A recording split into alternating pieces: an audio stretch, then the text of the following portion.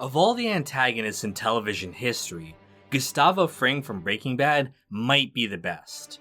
On the surface, he's the mild-mannered owner of the fried chicken restaurant Los Pollos Hermanos. However, underneath his unassuming appearance, Gus is actually a ruthless and calculating drug kingpin, responsible for the distribution of meth throughout the entire Southwest. Gus has been a fan-favorite character since his inception, and one of the most intriguing things about him is his mysterious background. Throughout the show, we only get hints at his backstory, and his motivations for why he built his drug empire. Well, in this video, I'm going to be breaking down everything we know about Gustavo Fring. What do we know about Gustavo Fring, huh? Special thanks to one of my subscribers for reminding me that I owe you all a Gus video. And special thanks to all my patrons who make these videos possible. I give them a shout out at the end of all of my videos, and if you'd like to have your name in the credits, along with early access to my videos, check out my Patreon, linked in the description. Now, this information comes from both Breaking Bad and the prequel show Better Call Saul, so just know that I'll be including spoilers from both shows in case you haven't seen them. Gustavo Fring was born in Chile, though it's highly probable that the name Gus Fring is just an alias. When Hank looks into his background, he can find no records of him in Chile. Now, Gus claims that this is due to poor record keeping by the Chilean government, but we see in a flashback that Don Eladio says that he also knows who Gus really is, implying that the name is a cover. Either way though, I'll continue to refer to him as Gus for now. Gus was born to a very poor family, including 2 older brothers. When he was a child, he cultivated a fruit tree to feed himself and his family. When the fruit was eaten by a coati, he waited patiently and captured the animal, and kept it alive to prolong its suffering in revenge. We get hints at Gus's methodical and psychopathic need for revenge even this early on. Now, we don't know much about Gustavo's time in Chile. However, we get hints that he was someone important. The reason Eladio lets Gus live is because he knows who he really is, but warned him that he was not in Chile anymore, implying that he was an important figure there.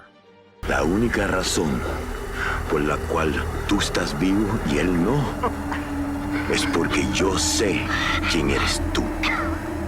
Pero entiéndeme bien, ya no estás en Chile. It's hinted that Gus may have been involved with the government of Augusto Pinochet, the dictator of Chile during this time. Hector Salamanca also refers to him as the Big Generalissimo, meaning general, implying that he may have been with the military.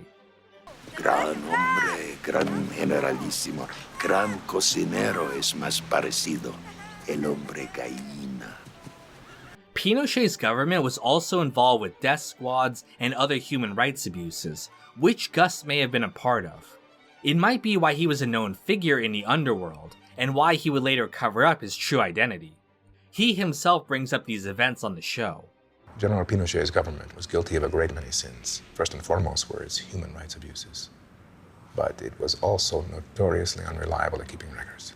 During this time, Gus met a number of people who would be important to him later on. First was Maximino Arciniega, a gifted chemistry student whose education Gus paid for. Another was Peter Schuler, an international businessman. Peter and Gus were involved in a situation that had their backs to the wall, though again, we don't know many details about what happened. Lalo Salamanca also describes a situation that happened in Santiago. Again, it's described in vague terms, but it's implied that it may have been something traumatic. This may have been what made Gus leave Chile, as in 1986 he fled the country and moved to Mexico with Max at his side. Together, the two opened their first restaurant, Los Pollos Hermanos. The name, which means the Chicken Brothers in English, refers not only to their food, but also the close relationship the two had. Though the restaurant was considered a success, in reality it was a front for their meth operation. At the time, meth was considered a poor man's drug, and the cartels were more interested in cocaine. However, Gus realized that the synthetic nature of meth meant that it could be produced anywhere, and with a talented chemist like Max, they could make a drug far more potent than cocaine. All they needed was the backing of the Mexican cartel to scale their operations. Together, Gus and Max met with Don Eladio, the leader of the cartel, along with his subordinates Hector Salamanca and Juan Bolsa. They pitched their idea, but feeling insulted that Gus went behind his back, Eladio ordered Max killed. Though they let Gus live because of his reputation, from that day on, he would swear revenge on the cartel and begin a decades-long process of avenging Max. This is what comes of blood for blood, Hector. Sangre por sangre. It's heavily implied that Gus and Max were lovers. Hector Salamanca taunts the two, saying they like what they see when he pees in the pool. He also calls them the Butt Brothers, again referring to them being gay.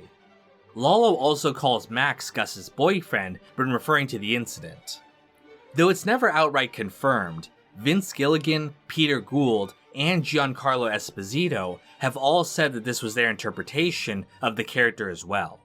You know, Gus is holding on to his rage, his desire for revenge, and maybe he's holding on to this romance that he had, with his boyfriend Max. After Max died, Gus did several things to honor his memory. He set up a fountain dedicated to Max in a small village that Gus owned. He also established a chemistry scholarship at the University of New Mexico in Max's name. However, this scholarship had an ulterior motive as well. It was a way for him to identify new and talented chemists, which he would need to continue his plans for a meth empire. After emigrating to the United States, Gus moved to Albuquerque, New Mexico, and began setting up a chain of restaurants throughout the American Southwest. He did this with the backing of Magical Electromotive, where his old friend Peter Schuler was an executive. He financed his logistical network with the plan of using it as a cover for a large-scale drug operation. In order to conceal his involvement, Gus became a prominent member of the Albuquerque Society. He became a philanthropist and a big supporter of the DEA in order to throw off suspicion. To the average person, Gus was a mild-mannered business owner, and no one would ever think that he was involved with anything shady. I'm supporting my community. I hide in plain sight, same as you. Eventually, the cartel decided to get into meth after all, and wanting to remain close to them, Gus became one of their distributors north of the border. This caused friction between him and Hector Salamanca, who had his own operation in the area. This rivalry was encouraged by Don Eladio, who thought that it was a good way to keep any party from going strong enough to challenge him. Eventually, Hector suffered a stroke due to Nacho Vargas switching his medication. However, Gus refused to allow him to die, as he's waiting for his chance to get revenge for Max. Gus ended up saving Hector's life, but stops treatment so that Hector will be confined to a wheelchair and unable to speak.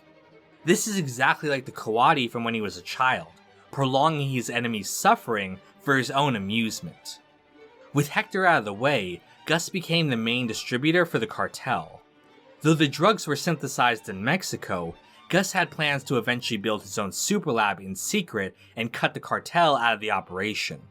To this end, he recruited Gail Bedecker to become his new chemist.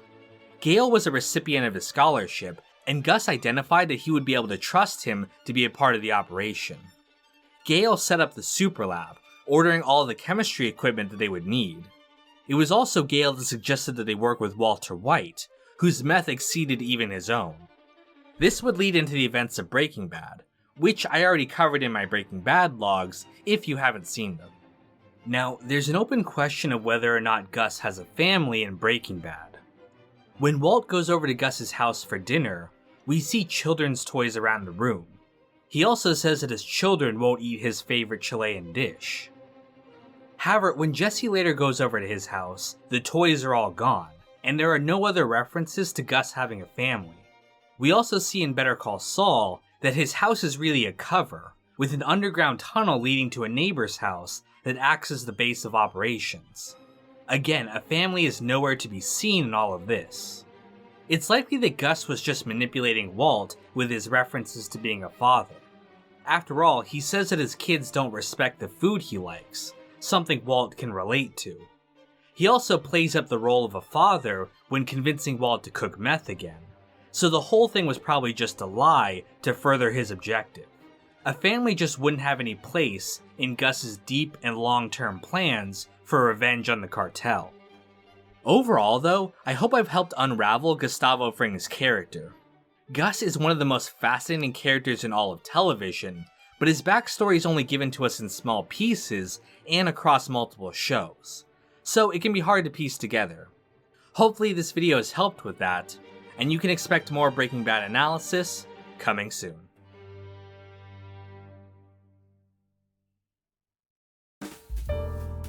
Last chance to subscribe to me, Hector. Ops Racing Media, Daz J Kid, Sam Cedarland, Celery Man, Jenna Marie Johnson, Brad Smith Studios, Uncle Mike, Matt Joyce, Countess Von Zarevich, and Luke P.